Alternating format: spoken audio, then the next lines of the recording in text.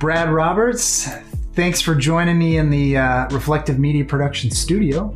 It's a pleasure. Yeah, and we're here talking about the new cast for season 2. So why don't you take a minute and tell me a little bit about yourself? 62 years old this year. I've survived that long. I've been married, be 22 years to my current wife, Laura, as November 11th, as a matter of fact, of this year. And I didn't really grow up in the church. I grew up in the 70s, we'll just say that. And we started going to church after my son Austin was born. And my wife did grow up in the church. And it was a small little church, a non-denominational Bible-based church. But they had a drama team. And we did dramas every Sunday, you know, whether it's a 5-minute or a 10-minute, but it was always part of the message. And yeah, I just jumped into that group, and it was a great group of people. We were actually called the Hypocrites. And during that 10 years that I was there, like I say, every Sunday morning it would be, I'd show up, hey, just a few lines. You don't really have to worry. Yeah, and you get a page that we have to do in front of everybody. And so it really increased my improv ability. And but through the whole process of rehearsing and going through getting ready for the play, everybody just had some kind of issue that popped up, or trauma, or you know, it was like the enemy was really trying to keep us from doing these plays. But on each one, at the night of the show, everything went off without a hitch, and people loved it. Beautiful.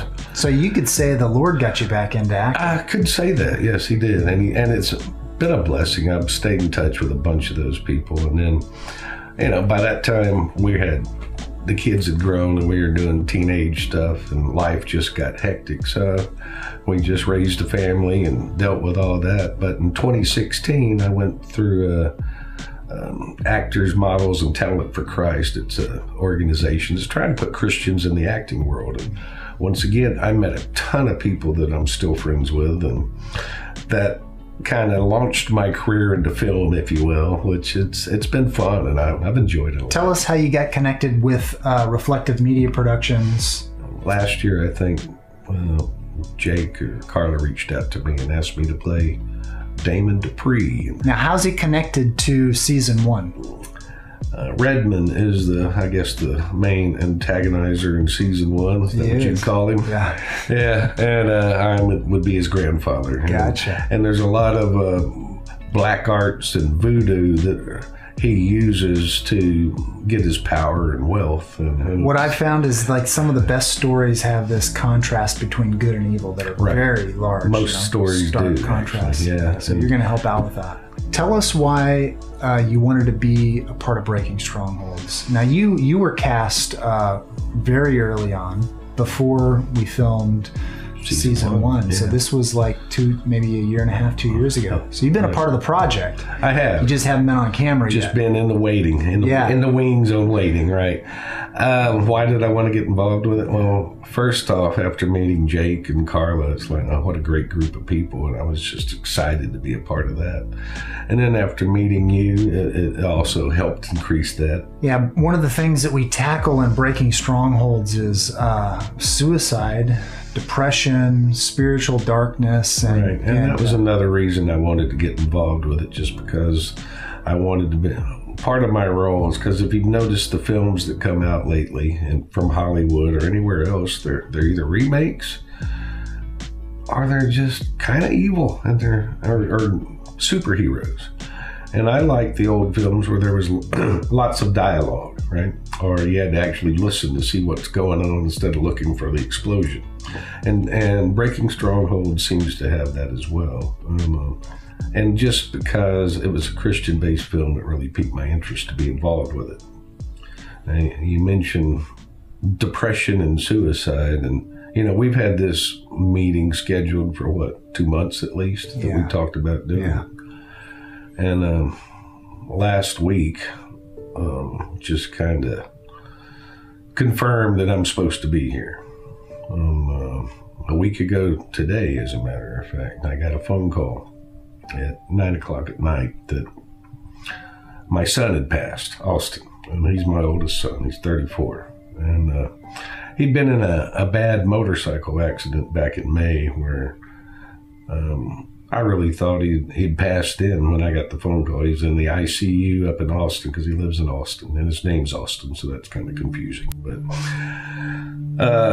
he had some head trauma and some fractures, like 5 ribs fractured in his spine, at the base of his neck and in the middle of his back were also fractured. Nothing was broken. And he seemed to be, when I got there, he was intubated and in a coma. And by that afternoon, they pulled the tube out. And he recognized me, and the next morning, he was sitting in a back brace and a neck brace talking. And they said basically 12 weeks of recovery. But what I've noticed over that time, though, he was not quite the same after that accident. And he passed like I say, a week ago Tuesday. And what we found out was the head trauma was obviously more than anybody realized. And he committed suicide last Tuesday.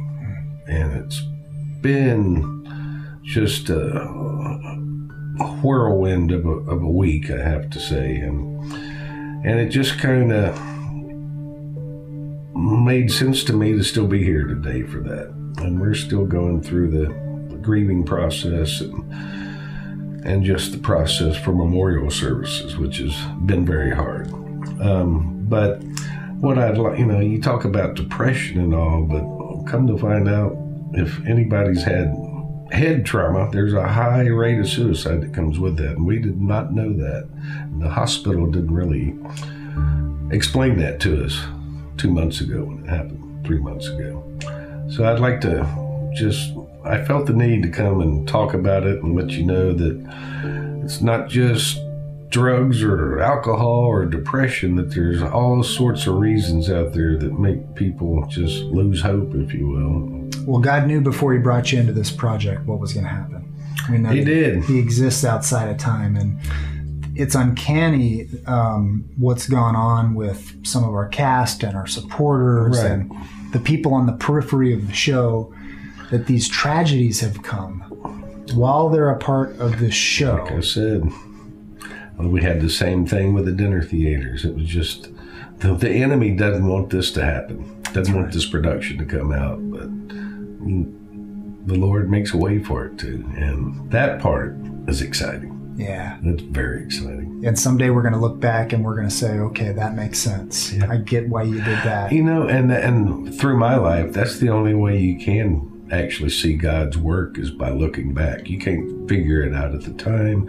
You sure can't figure out what he's going to do tomorrow. But through hindsight and looking at the relationships and things that happen with your life, and only by knowing God can you actually figure that out. Otherwise, it just doesn't make sense, is what I've found. Well, last week, I called you after I found out the tragedy. Right. And I said, Brad, we don't have to do this interview because today it will have been a week. But you said, I want to go through with it because I know this can help people. Yeah, so I just want to commend you for your courage and just thank you for shining light. As you've obviously noticed, the enemy is in full blow right now, and his whole purpose is to steal, kill, and destroy. That's right. And without knowing him, everybody just thinks life is hopeless, and it's not. Well, this show and your talents that you're going to use for the show and this testimony are going to encourage a lot of people. So again, I want to say thank you for being a part of this. Terry, I appreciate it. I'm looking forward to working with you guys, and I can hardly wait to see what season 2 looks like, because it's going to be fantastic. Yeah. See you on set. Sounds great.